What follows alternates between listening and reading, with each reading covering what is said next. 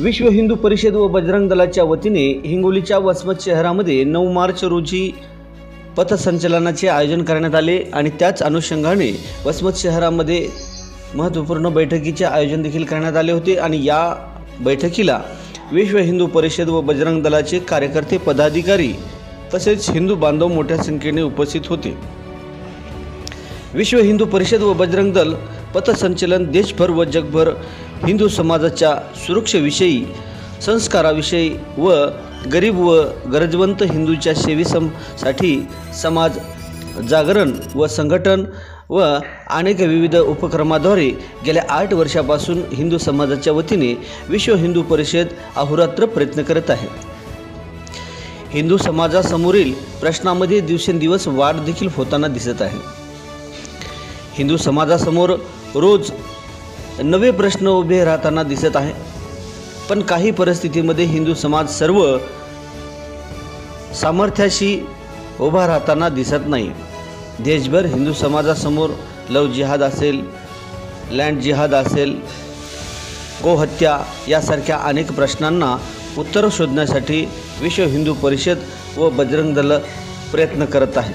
त्या अनुषंगाने या पथसंचलनाचे आयोजन करण्यात आले आणि या पथसंचलनाला नीरजजी डोनेरी या राष्ट्रीय संयोजक बजरंग दल तसेच विवेकजी कुलकर्णी क्षेत्रीय संयोजक बजरंग दल तसेच महंत ज्ञानेश्वर भारती महाराज, महंत डॉक्टर पद्मनाथ गिरीजी महाराज यांच्यासह अनेक पदाधिकारी उपस्थित राहणार आहेत। या पथसंचलनामध्ये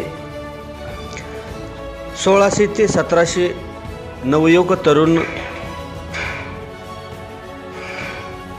उपस्थित राहणार आहेत। या पथसंचलनाला मोठ्या संख्येने उपस्थित राहण्याचे आवाहन पथसंचलन प्रमुख व अखंड वसमतचे अध्यक्ष गणेशजी काळे यांनी केले आहे। 9 मार्चला हिंगोली जिल्ह्याचं बजरंग दलाचं शौर्य पथसंचलन वसमत शहरामध्ये होणार आहे। साधारणतः 1700 ची संख्या तरुणांची गणवेशामध्ये उपस्थित राहण्यासाठीची आजची बैठक होती। आतापर्यंत 1200 बजरंग दलाच्या कार्यकर्त्यांचं गणवेशधारी बजरंग दलाच्या कार्यकर्त्यांची नोंदणी झालेली आहे। आजच्या बैठकीमध्ये हा आकडा आणखी पुढे नेण्यासाठीचा प्रयत्न आहे आणि बजरंग दल देशाच्या आणि समाजाच्या सेवेसाठी काम करतं।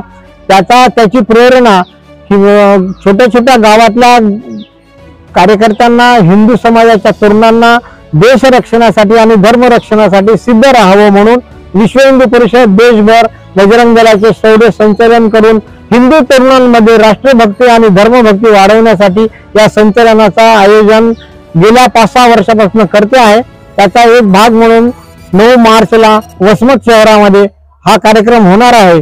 तर हिंगोली जिल्ह्यातल्या सर्व तरुणांना आवाहन आहे की त्यांनी या संचलनामध्ये सहभागी होऊन याचा लाभ घ्यावा आणि राष्ट्रभक्तीची प्रेरणा या कार्यक्रमामधून घ्यावी। जय श्रीराम। जय श्रीराम।